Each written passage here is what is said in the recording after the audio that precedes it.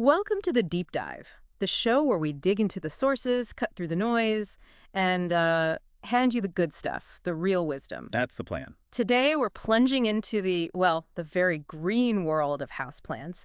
And for a lot of us, it starts almost by accident, doesn't it? Oh, absolutely. That surprise gift plant. Exactly, like maybe an azalea for Valentine's, or your mom gives you a philodendron for your first apartment, or maybe you get a streptocarpus when you're getting better. And the amazing part. It doesn't die. In fact, maybe you get a little advice and suddenly it's thriving and, you're hooked.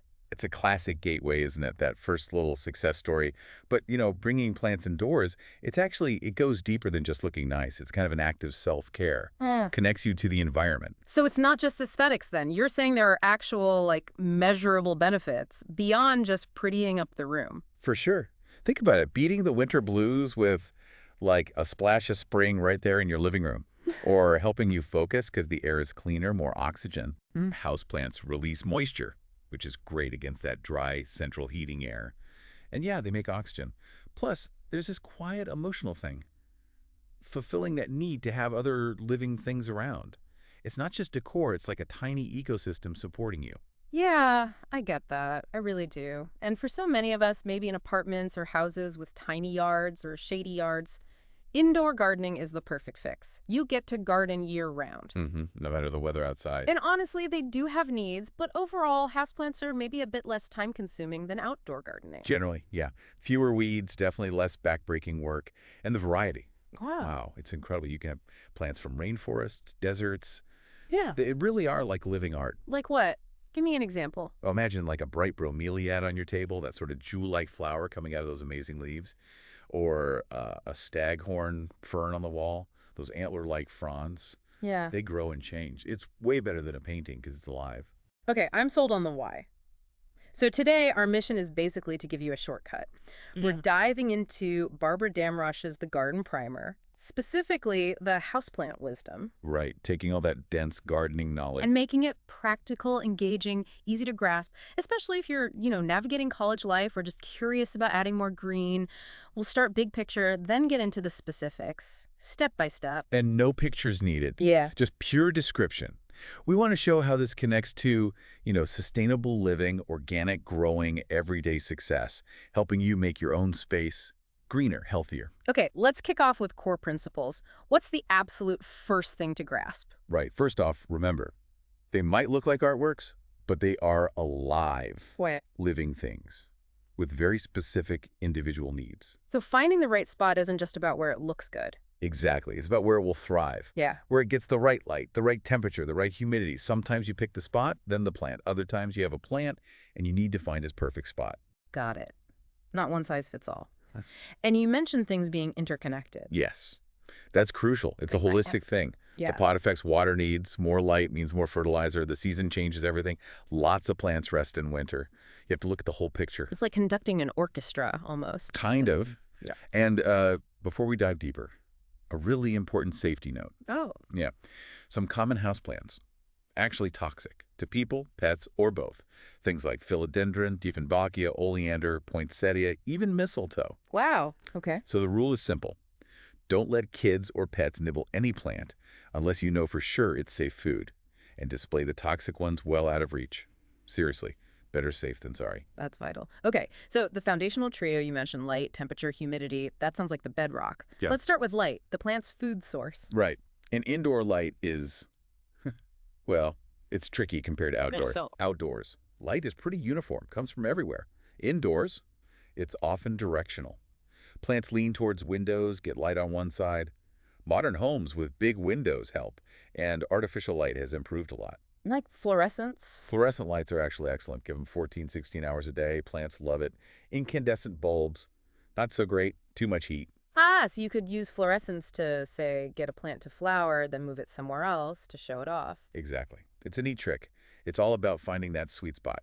Some plants are fine in low light. Lots of foliage plants are like that. Others, like maybe a passion flower, need like 4 hours of direct sun. Okay. But most, they want bright, indirect sun.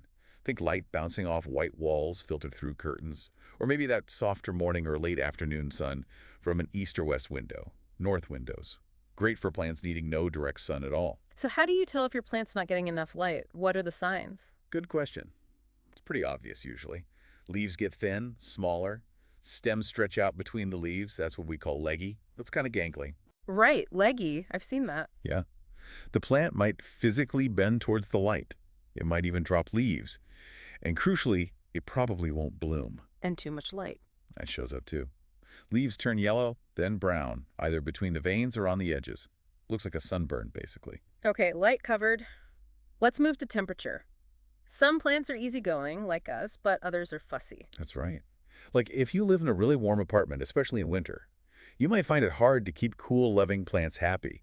Think cyclamens, camellias, or even the Christmas cactus. They need a cool period to set buds. But flip side, if you keep your house cool, maybe 65 degrees to save energy, then those warm, loving plants like African violets or some orchids might struggle. And temps vary within a room, right? Oh, yeah. The floor is cooler than the top of a bookshelf. A windowsill can get really hot in the sun or cold and drafty. Getting a cheap minimum maximum thermometer can actually tell you a lot about your space. What are the symptoms of bad temps? Too cold, slow growth, or none at all. Too warm for its liking. It might wilt, or the leaves look scorched or dried out. Though many plants tolerate heat better if the air is moist. Which brings us neatly to humidity, the jungle vibe. Exactly. And our centrally heated homes, often drier than a desert in winter. Maybe 5–10% humidity.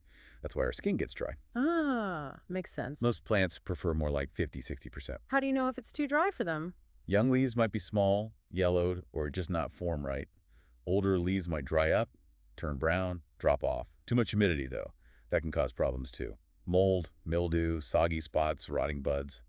Okay, so low humidity is common. What can you do about it? Several things. Grouping plants helps they release moisture and create a little humid zone together. Oh, clever. Misting is a classic.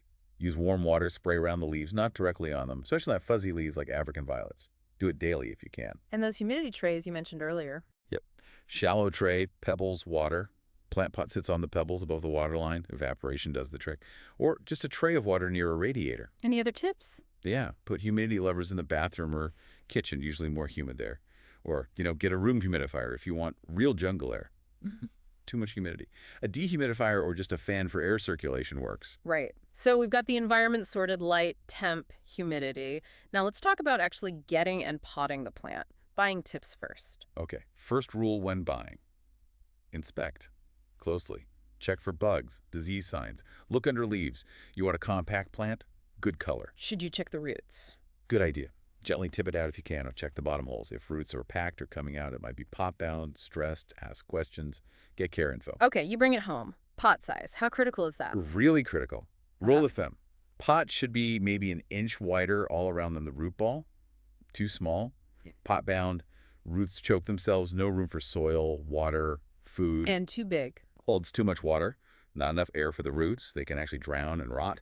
So size matters. And drainage holes are non-negotiable. Absolutely. Must have drainage holes. Yeah. And a saucer underneath. Okay, plastic pots versus clay pots. Pros and cons. Right. Plastic is light, holds moisture longer, so less watering maybe, but higher risk of overwatering. Clay is porous. It breathes, lets water evaporate, air get in. Dries faster, so more watering, but less risk of soggy roots. It's heavier too. And sometimes you see white, crusty stuff on clay pots. What's that? Salt buildup, often from fertilizer. Yeah. It's actually a useful sign you might be overfeeding. Ah, a built-in indicator. What if you find a gorgeous pot but no holes? No problem. Just put an inch or two of pebbles or gravel in the bottom of the pretty pot. Then set the regular nursery pot with holes inside on top of the petals. Excess water collects below. Smart. And always clean old pots, right? Definitely. Soap and water, maybe a mild bleach solution, especially if the last plant was sick. Soak clay pots to get salts out. Okay, soil time. Houseplants need something different than garden dirt. Yeah, usually lighter. Garden soil can be too heavy, holds too much water, not enough air indoors. A standard mix is often like 1 part soil, 1 part peat moss, 1 part sharp sand. Not beach sand, though. Too salty. And things like perlite, vermiculite. Those are lighteners. Perlite looks like white styrofoam bits, adds air. Vermiculite holds water. Composted bark is good, too. They make the mix lighter, better draining. What about those bags of soilless mix? Very popular, usually peat, perlite, vermiculite. They're sterile, light, often have some starter fertilizer. Great for seeds or plants needing really sharp drainage. Any downsides? Well, they can be so light that big plants might tip over easily. And super important, moisten them before you pot with them. If they're bone dry, they actually repel water initially. Good tip. And you should refresh the soil now and then. Yeah, especially if it gets compacted or looks salty. Scrape off the top inch or two and replace or fully repot. Okay, let's walk through potting. How do you do it? Find a spot you can make a mess. Keep the roots damp while you work. Put a shard of pottery or a screen over the hole so soil doesn't just fall out. Add some mix. Center the plant. Add mix around the sides. Firm it gently. Don't pack it hard, but get rid of big air pockets. Tap the pot on the table to settle things. Leave an inch or two at the top for watering. Make sure the crown, where stem meets roots, is at soil level. Then water it well. Yep. Water thoroughly right away until it drains out the bottom. That settles everything in. How do you know when it's time to repot an existing plant? Signs are pretty clear. Roots poking out the bottom or on the soil surface. Water runs straight through or barely sinks in. The whole pot feels light. And if you suspect it's pot-bound? Gently slide it out. If the roots are a solid mass, circling around, yep, time to repot. If they're really packed, you might need to gently tease the bottom roots apart or even make a few vertical cuts with a clean knife to encourage new outward growth. Okay, plant is potted, happy in its spot. Now, ongoing care. Do plants notice seasons indoors? Oh, definitely. Shorter days, weaker light, drier air in winter. They know. Many plants naturally slow down or stop growing. It's their dormancy period. So less water, less food then? Exactly. Pushing them with food and water when light is low just makes them weak and leggy. Respect the rest period. What about putting them outside for summer? Is that a good idea? Fantastic idea. A summer vacation outdoors does wonders. Find a spot with the right light for that specific plant, of course. Remember, they'll dry out faster in pots than plants in the ground. Okay. You can even sink the pots into a garden bed up to their rims. Helps keep them moist. Just don't forget to bring them in before the first frost. Right. Okay. Watering. You said earlier it's the #1 killer. Why is overwatering so bad? Okay, think about it this way. It's not really the water itself. It's the lack of air. Roots need oxygen. When the soil is constantly soaked, water fills all the air pockets. The roots literally drown. Ah, so it's suffocation. Pretty much. Underwatering. Plant wilts, you water it, it perks up. Easy fix usually. Overwatering. By the time it wilts, the roots might already be rotting. Often too late. So the golden rule.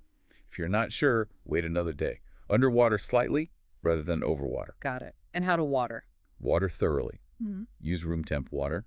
Keep going until water runs out the bottom. That ensures the whole root ball gets wet. If it's super dry, you can stand the whole pot in a sink of water until the air bubbles stop. But never let a plant sit in a saucer full of water for hours. After maybe 30 minutes, dump out the excess. As for when, usually when the top inch or so of soil feels dry, stick your finger in. That's the best way to tell, especially with plastic pots. Okay. Fertilizing next. Not a cure-all, you said? Definitely not. People see a struggling plant and think, feed it. But often, it needs different light or more or less water. Light is usually what makes plants flower, not fertilizer. So when should you fertilize? Only when the plant is actively growing, making new leaves, stems, roots, coming out of winter rest. Wait for signs of new growth, make sure light and water are good, then give it a little food. Any rules for applying it? Yeah, always water the soil before adding dry fertilizer. Prevents root burn. And don't feed sick plants, dormant plants, plants in really low light, or newly bought or repotted plants. Give them time to settle. Wait maybe 2 months. What if you overdo it? You might see lots of lush growth at first. Then maybe leaves turning brown, that white crusty stuff on a pod or soil. The fix, flush it, water heavily, let it drain, wait a bit, water heavily again. Repeat like 4 times to wash out excess salts. Okay, pests. Ugh. Yeah. Harder to deal with indoors. Yeah, because no natural predators like ladybugs or spiders to help out. An infestation can happen fast. And you really want to avoid spraying harsh chemicals inside your home. So prevention is key. Totally. Keep plants healthy. Strong plants resist pests better. Keep the area clean. Remove dead leaves. Wash plants regularly with water or insecticidal soap. And the big one, quarantine. Quarantine new plants. Absolutely. Keep new arrivals separate for a week or 2. Check them daily, especially under the leaves. Most pests hitch a ride in on new plants or ones that summered outside. And if you find bugs? Identify them first. Don't just spray blindly. Use a magnifying glass. Then try the safest controls first. Prune off badly infested bits. Wash the plant. Dab pests with rubbing alcohol. Insecticidal soap is great for soft-bodied insects like aphids and mealybugs. What are the common ones to watch for? Aphids, tiny green or black dots, sticky residue. Mealybugs look like little white cottony bits, often tucked in joints. Spider mites cause kind of yellow spots, maybe fine webbing. They hate humidity, so misting helps control them. A strong spray of water can knock many pests off. And diseases. Often harder to diagnose. Again, prevention is best. Good air circulation, use a fan if you need to. Don't overwater, don't crowd plants too much. Isolate sick plants immediately. Prune off diseased parts. If it looks really bad, sometimes tossing the plant is the kindest thing. Prevents spreading. Got it. What about other little maintenance things? Just, looking at your plants regularly. Hovering, the book calls it. You spot problems early. Pinching back stem tips makes plants bushier. Washing leaves helps them breathe and make food. Plus, it washes off dust and maybe some pests. And turning the pot. A quarter turn every week or so, if light comes mainly from one side, keeps them growing straight, not leaning. And yeah, tidying up dead leaves and stuff keeps things neat, removes hiding spots for bugs and disease. You mentioned the committee problem before. Ah, yes. Especially in shared spaces like dorms or offices. Multiple people watering or feeding the same plant thinking they're helping. But I watered it yesterday. So did I. Exactly. Leads to disaster. Seriously, designate one person for watering and feeding. One caretaker is best. Sound advice. Okay, let's switch gears to something really fun. Propagation. Making new plants. Oh, it's super rewarding and often really easy. Great way to get more plants for free, share with friends, or just start over with a favorite that got too big or leggy. But don't propagate sick plants, right? Absolutely not. Key rule, you'll just propagate the problem. Only use healthy, vigorous parent plants. What are the main ways to do it? Lots of ways. Division is easy for plants that make clumps, like spider plants or snake plants. You literally just pull or cut the clump apart into smaller plants, each with roots. Okay. Some plants make little plantlets or babies. Spider plants are famous for this. You can just snip them off and pot them up. But the most common way is probably stem cuttings. How does that work? You take a piece of healthy stem, maybe 4 to 6 inches long, cut it cleanly just below a node, that bump where a leaf grows, strip off the lowest leaves, stick the cut end into moist potting mix. A light, soilless mix is ideal. And then? Keep it humid. Cover the pot with a plastic bag or clear container to make a mini greenhouse. Put it in a bright, indirect light. Keep the mix moist.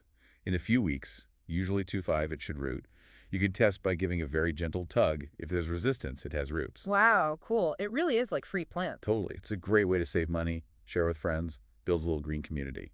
Super satisfying. It does sound empowering. Okay, we've covered care, but the variety of houseplants is just huge. What are some cool ones people might not think of? Oh, beyond the usual suspects. You could grow citrus indoors. Imagine fragrant lemon blossoms, maybe even getting Meyer lemons. Or jade plants. They're succulents, almost indestructible, can live for decades and get really sculptural. Nice. Or bromeliads, those tropical air plant relatives. Amazing colors and shapes. The flowers, or rather the colorful bracts, last for months. So much more out there than just pothos and spider plants, though. Those are great, too. Good point. And what about those gift plants you get, like poinsettias at Christmas? Yeah, good to manage expectations there. Many of those, like poinsettias or florist azaleas, are grown under perfect greenhouse conditions and forced into bloom for sale. They're often tricky to keep alive long-term in a typical home. Best to just enjoy them while they last as temporary beauty. Don't feel bad if they fade. That's helpful context. Wow, this has been a fantastic deep dive. We've gone from the why of houseplants through light, temperature, humidity, pots, soil, watering, feeding, pests, propagation. The whole life cycle, really. They really are more than just decoration, aren't they? Living things that enrich our space and offer this ongoing learning experience. So as we wrap up, here's something to think about. Now that you've dipped your toe into this world, how do these living artworks, even just one small pot on your desk, kind of reflect the huge ecosystems of our planet? That's a great thought. What small step could you, listening right now, take today? Maybe bring one new green friend home. Or just spend a bit more time observing the plants you already have. Experiment, watch them closely, and yeah, just enjoy the process of growing. Thanks so much for joining us for this deep dive with the Deep Dive team.